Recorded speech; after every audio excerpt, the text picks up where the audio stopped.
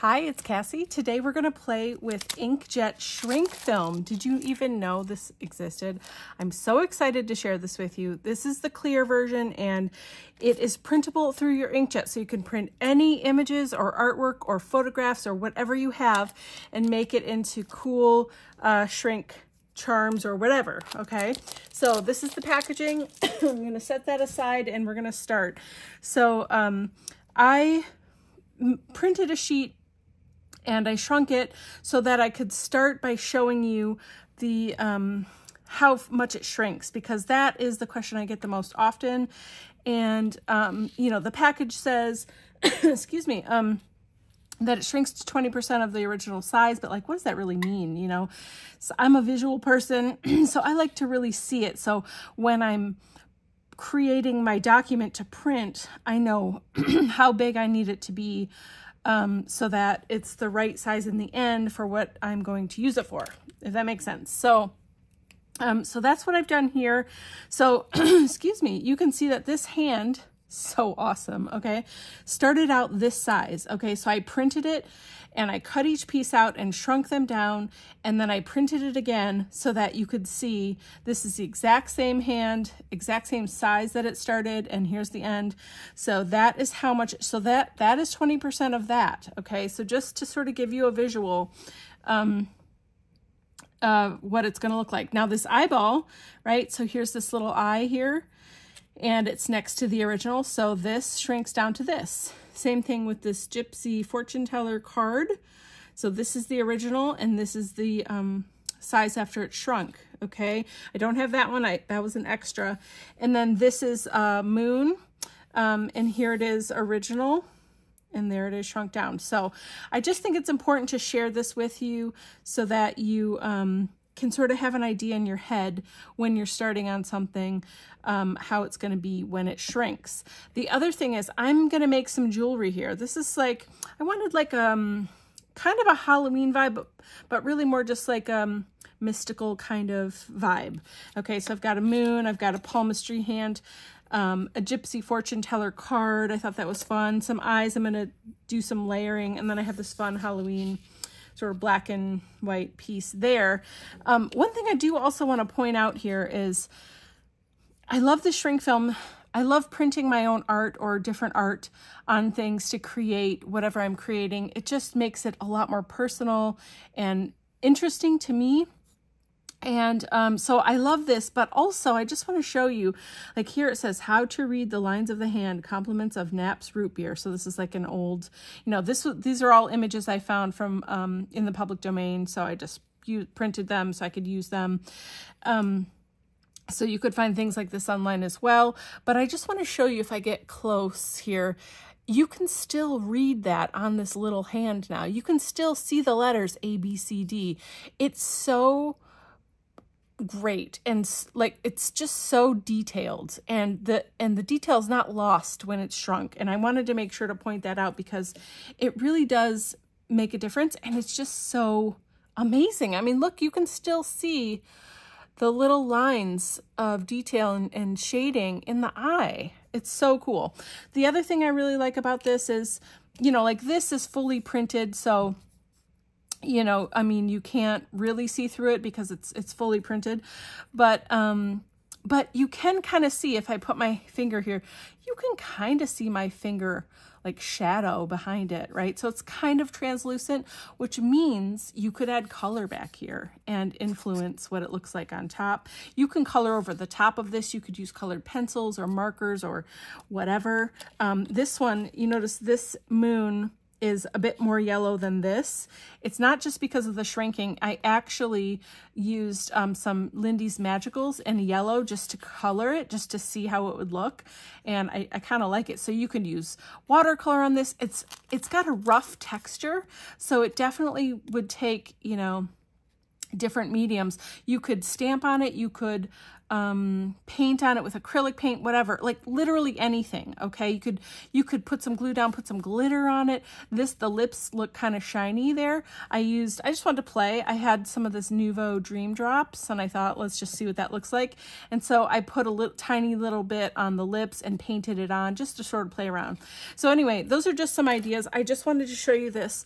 Oh, one last thing before we move on. I am making jewelry out of this. So, I also needed to test out sizes of punches, okay, because I need to put holes in these before I shrink them so that I can fit a jump ring. So I've got these jump rings here. You know, I could make earrings or necklace or whatever I want out of it.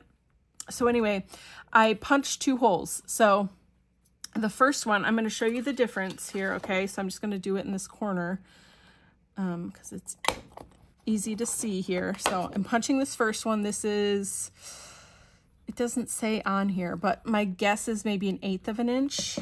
That's just a guess. And this I think would be more like 1/4 inch, but this one might tell us. This is a more substantial. I use this one for journal making, but it also doesn't tell us though. That's unfortunate. But I think this is 1/4 inch. But let's take a look here.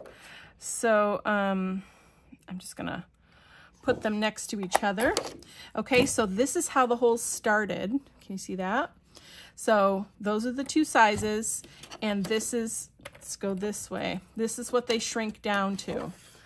So, and you know, I highly recommend if you're gonna make something, you need holes for jewelry or whatever it is, or just a charm to hang something, that you get a scrap piece and test your holes first, and you know, heat it up, shrink it down, so that you make sure you have the right size hole for the job, because you don't want, if you punch this smaller hole, you're like, that's plenty big, and then you shrink it and that's too small, then you're gonna be in trouble, because it's really difficult.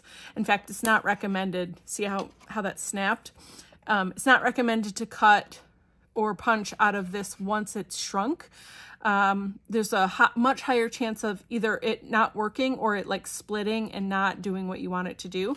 So any cutting or punching or anything, any manipulating like that you want to do to your material before, you want to do it before you shrink it. Okay, so it's really important. And then any coloring, stamping, stuff like that, you can do before or after. That doesn't matter. Okay, so I just want to show you the comparison here of the holes so you can decide what size you will need. I think that this smaller hole is going to be fine for me. So my next step is going to be to cut all of these out and get them ready for shrinking. And I'm going to shrink them 2 different ways. And I'll talk you through both of those.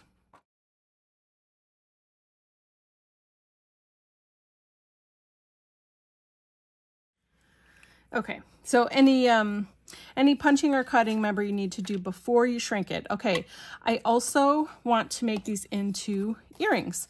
So I need to punch a hole. I decided the smaller punch is good for me. I think I'm gonna try to sort of find the middle. Obviously don't want to bend this, but I just really want to sort of find the middle.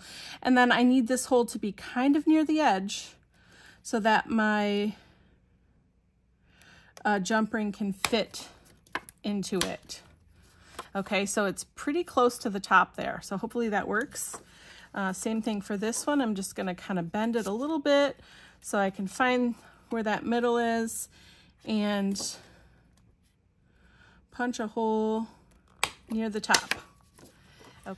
Okay, so for the larger pieces, I have this old cookie sheet, and I use it only for crafty things. I don't actually use it to cook food on anymore. It's old and it's just, you know, it just has lived its life. So now it's having a new life. And these larger pieces, I really like to just put them in the oven. It takes 3 minutes to shrink them, and they're perfect every time, and you don't have to deal with the curling and sticking to itself. Just give them some room. So you can't necessarily see all of them right now, but they're all spread out. This material here is parchment paper, so I have it down on the bottom so that, you know, my pieces are protected from whatever grime and stuff is on this tray. And then I put another sheet over top So let me adjust these a little bit. This one's pretty big, and I think I'd rather have it over here. Okay. So, and just try to give them a little bit of space between each other so there you can see all 4 of them. It's okay if this sticks out a little bit. The reason I have the parchment paper over the top is because it helps to give just a tiny bit of weight on top of it so that it doesn't curl up on itself. So it keeps it nice and flat. And when it comes out of the oven, I have a silicone mat and I just press it down onto each of them to make sure they're nice and flat. So this is going to go into my oven, 300 degrees for 3 minutes. Okay. Now that is the time that works best for me. And I've tested it and I've tried it a bunch of times, and that's what works best for me.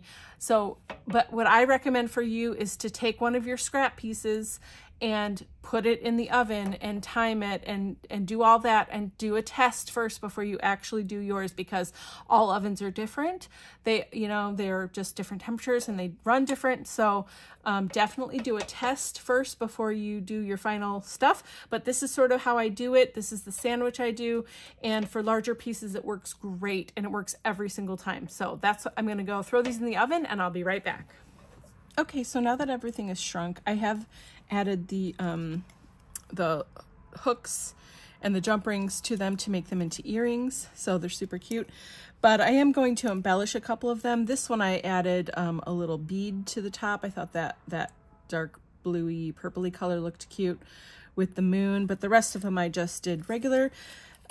This one, this hand, I'm going to put the eyeball right in the middle of it. I think that looks pretty cool.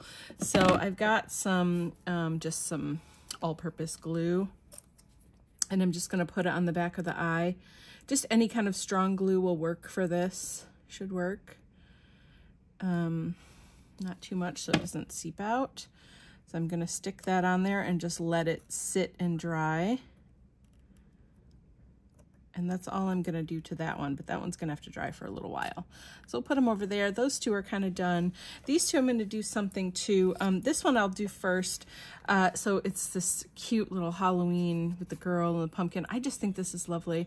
And it's fine the way it is. I really do like it, but I thought it might be fun to show you some different ways you could embellish a little bit more. So, I was thinking I might color the pumpkin and maybe the word Halloween and let her stay black and white. I'm not sure, but I was going to see what it looks like from the back first. So this is an Ecoline brush pen and the color is light orange, number 236. And I'm just going to color in the back of this and see how much it shows through to the front, just to sort of test it out. So let's just see the pumpkin first. Oh yeah, look at that, looks so nice. So in this way too, you know, I wasn't super particular about staying within the lines or whatever. You can go over the lines a little bit. You don't have to be too perfect.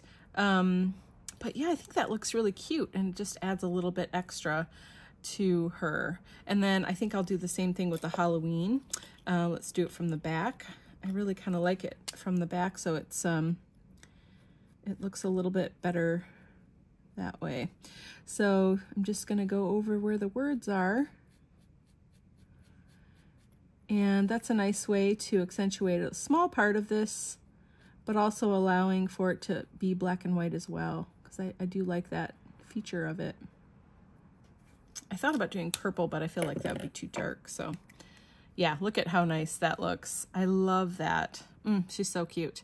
So you could even embellish on the front, you know, if you wanted to add like some rhinestone somewhere, or, you know, I've got these Nuvo drops. Those might be fun to do somewhere. And then this last one is the Gypsy Fortune Teller card. I think this looks so cool and fun, but I do want to add a little bit of something to this. So I found these old ice resin opals from Ranger. This was in my jewelry bin, and I thought that would look really cool on here. This one is called Sand Opal. I honestly don't know if they make these anymore. I've had this for a really long time, but I love the way it looks, and it's great for mixed media projects. And I'm thinking, yeah, I could even just dip it in. Oh, it's wanting to stick already. Okay, so I'm just gonna put some glue like I did with the eye and just pick up what I can and that's it. Let it just be sort of organic and whatever it wants to be. So I'm gonna do one section at a time. So I've got glue there on the bottom. I'm just gonna dip it in. See what I get. Dip a few times, let it really sort of get in there. You could do this with just glass glitter too. I think this has glass glitter in it and some mica flakes and some other stuff. So tapping it to get off the excess, but look at how pretty that is. I kind of want to go around the whole edge. So yeah, I really like this one because it's got some like opaly mica bits and then also some glass glitter in like a champagne color. So this way I can't dip it. So I'm gonna think about that. Let's see. Well, let's get some glue on here first. I think it'd be cool to go around the edge. Now this one I did make into an earring, but I thought about it could even be a really nice pendant, you know, because it is kind of big. I do like big earrings, but this one would go really well either way. So I'm just going to dump it because I don't care. I can pick it up. It'll be easier. Here we go. Oh my gosh, that looks so good. So good. Tap off the excess. It's looking great to me, but I think it looks great. That is so fun. Wow. You could even put inclusions on the front of this and like resin over the top of it. I mean, you could do so much with these. This is just a quick little look at how you can use the Inkjet shrink film from Grafix and make some really fun jewelry that is, you know, this one is for Halloween, but Christmas is also coming, spring, summer, whatever, an outfit that you like to wear, you know, you want to have custom jewelry. And like I said, you know, you can use these in mixed media projects and all sorts of things. So these are just some of the ways that you can use the shrink film from Grafix. And yeah, I love these. I hope that you found some inspiration. You enjoyed this process today. And if you'd like to learn more about Grafix, you can visit graphicarts.com. Have a wonderful day. Bye-bye.